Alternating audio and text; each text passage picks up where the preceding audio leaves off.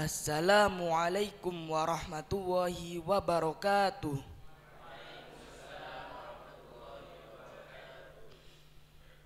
Alhamdulillah, alhamdulillahi rabbil alamin, wabihi nasta'in ala umuri dunya waddin, wassalatu wassalam ala sayyidina Muhammadin wa ala alihi wa sahbihi ajma'in.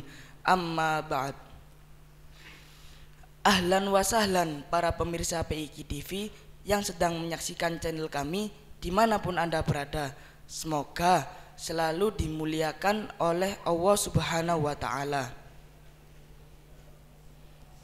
Alhamdulillah, pada kesempatan kita kali ini kita masih diberi nikmat iman dan Islam oleh Allah Subhanahu wa Ta'ala, sehingga kita masih bisa berjumpa lagi dalam keadaan sehat walafiat.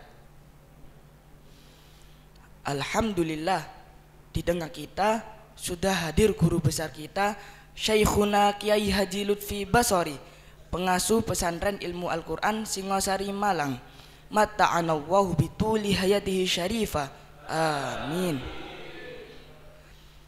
Baiklah, sebelum kita tanya-tanya kepada beliau, ayo ajak keluarga dan kerabat Anda semua agar tidak ketinggalan ilmu yang bermanfaat yang akan kita tanyakan kepada beliau nanti. Pak Kiai, assalamualaikum. Waalaikumsalam warahmatullahi wabarakatuh. Sehat Pak Kiai hari ini? Alhamdulillah, saya sehat sekali. Alhamdulillah. Alhamdulillah. Semoga pertemuan kita kali ini bisa menambah manfaat dan keberkahan dalam kehidupan kita semua. Pak Kiai, saya mau bertanya. Ya, silakan. Saya tinggal di Surabaya, lalu ingin pulang kampung ke Probolinggo. Baik. Dan menetap selama 3 hari. Jarak Probolinggo ke Surabaya kurang lebih 100 km. Baik. Apakah selama di Probolinggo sholat saya bisa dijamak dan dikosor? Jaraknya 100 km ya perjalanan. Terus mau menetap selama 3 hari. Jadi istilahnya pergi ke suatu tempat gitu ya, pergi ke suatu tempat yang jaraknya 100. Dalam bahasa fikih itu yang boleh dijamak dan qasar minimal menurut sebagian para ulama itu yang masyhur dikatakan lebih dari 84 km. Kalau 100 berarti sudah lebih, berarti boleh menjamak dan qasar. Yang jadi masalah menetap di suatu tempat tujuan. Kalau menurut dalam hadis dan juga menurut mazhab Syafi'i itu waktunya adalah 4 hari. Begitu ya. Waktu 4 hari itu boleh jamak dan qasar di tempat yang baru, maksudnya tempat bepergian. Orang dari Surabaya musafir ke Probolinggo, begitu ya.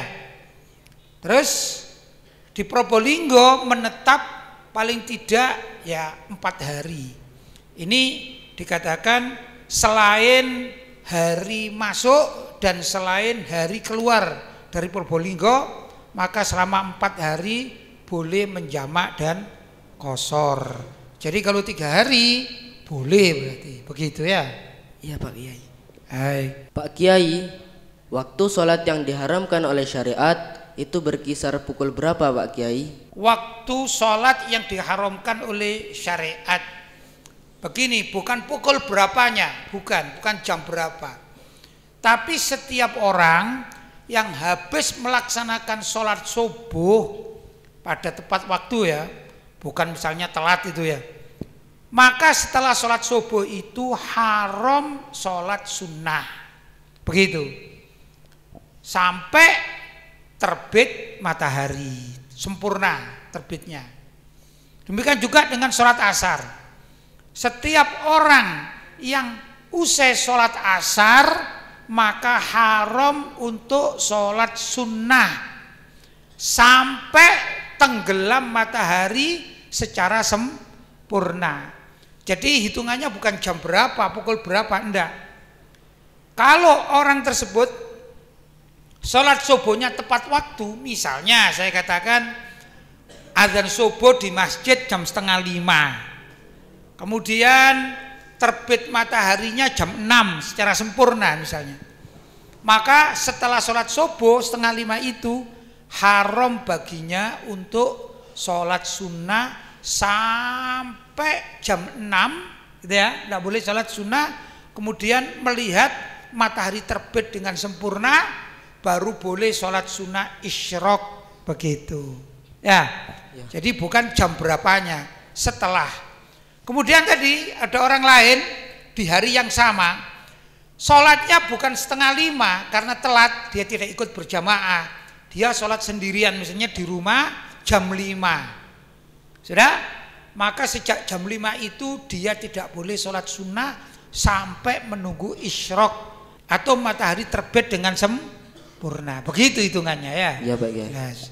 Pak Kiai, apakah jika bangun kesiangan kemudian tidak sholat subuh boleh diganti sholat subuh pada keesokan harinya? Pertanyaannya, ada orang telat sholat subuh, misalnya bangunnya itu jam 8 gitu ya, atau jam 7, nah ini sudah habis waktu subuh. Apakah boleh menggantinya itu ditunggu esok hari gitu maksudnya ya? Esok hari waktu sholat subuh kemudian 2 kali sholat, yang pertama untuk hari itu, yang kedua untuk pengganti yang kemarin. Tidak begitu tata caranya. Tata caranya kapan saja orang tersebut bangun, misalnya bangunnya jam 7, maka jam 7 itulah dia wajib sholat subuh qodhoan. Kalau dia misalnya sakit ya, dia bangunnya jam 10, mungkin malamnya di infus obat bios atau bagaimana gitu ya. Maka tatkala dia sadar jam 10 pagi, ya jam 10 itu juga dia wajib qodho sholat subuh. Tidak harus menunggu besok. Justru kalau menunggu besok, maka selama dia belum qodho, dia berdosa kepada Allah SWT sampai dia melaksanakan sholat. Tapi kalau dia bangun kemudian dia sholat subuh qodhoan, dosanya tidak panjang begitu. Pak Kiai, membaca subhanallah wa bihamdihi subhanallahil azim, apakah membacanya harus menjelang subuh saja, dan ketika beraktivitas apakah boleh dibaca tanpa hitungan? Bacaan biasanya di masjid-masjid itu membacanya subhanallah bihamdi subhanallahil azim astaghfirullah begitu ya. Dibacanya sebelum subuh, umumnya begitu. Apakah boleh dibaca di waktu lain? Boleh. Hanya saja sebagian para ulama mengijazahkan sebaiknya dibaca sebelum sholat subuh. Kalau dibaca waktu lain, ini termasuk adalah zikir-zikir amma, zikir yang sifatnya umum, boleh. Sekarang pun kita baca juga boleh ya. Cuman kalau yang diijazahkan itu yang terbaik waktunya karena mempunyai fadilah-fadilah tertentu begitu ya. Intinya boleh karena termasuk apa? Zikir umum, zikir yang dibacakan oleh masyarakat pada umumnya, subhanallah bihamdi subhanallahil azim astaghfirullah, ini namanya zikir umum, kapan saja boleh dibaca. Paham ya? Paham. Pak Kiai, ketika kita sedang tadarus Al-Quran kemudian menjumpai ayat sajadah, apa yang harus kita baca Pak Kiai? Doa di dalam ayat sajadah gitu ya. Ini yang dibaca apa? Yang dibaca antara lain ya, ada beberapa pilihan. Antara lain sajada wajhi lilladzi khalaqahu wa sawwarahu wa syaqqa sam'ahu wa basarahu bihaulihi wa quwwatihi tabarakallah ahsanul khaliqin. Itu dibaca 3 kali.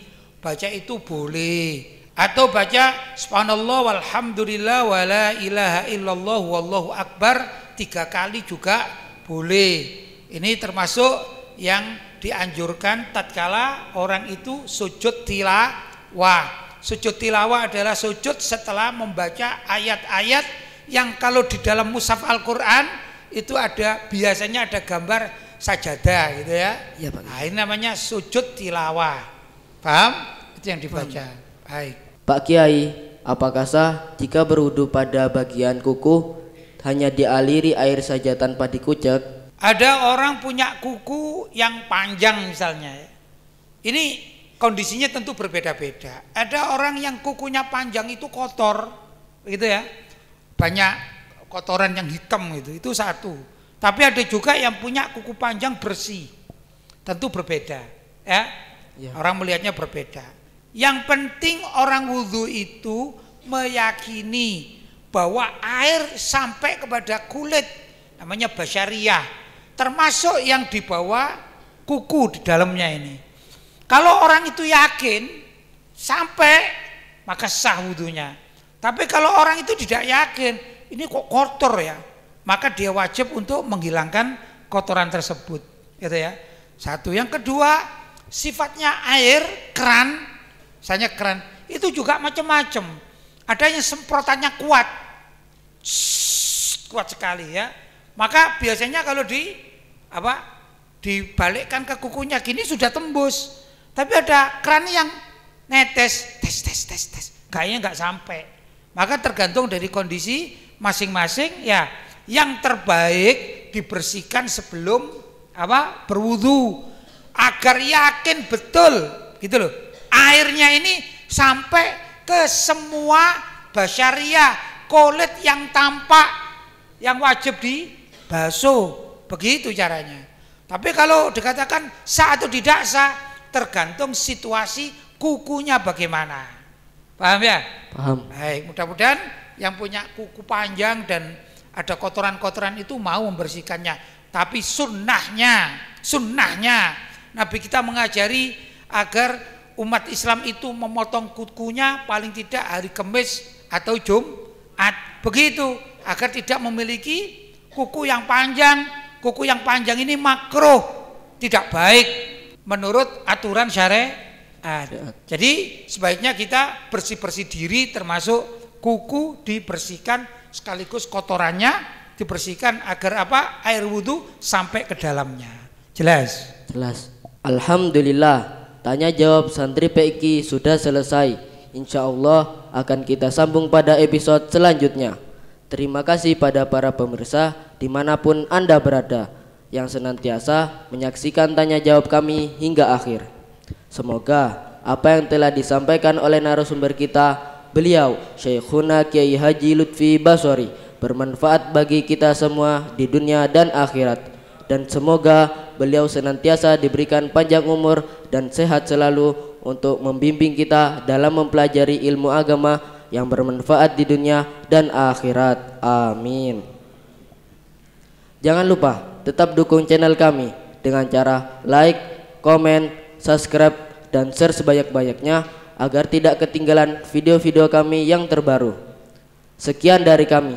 Bila ada kurang lebihnya, mohon maaf yang sebesar-besarnya. Wassalamualaikum warahmatullahi wabarakatuh.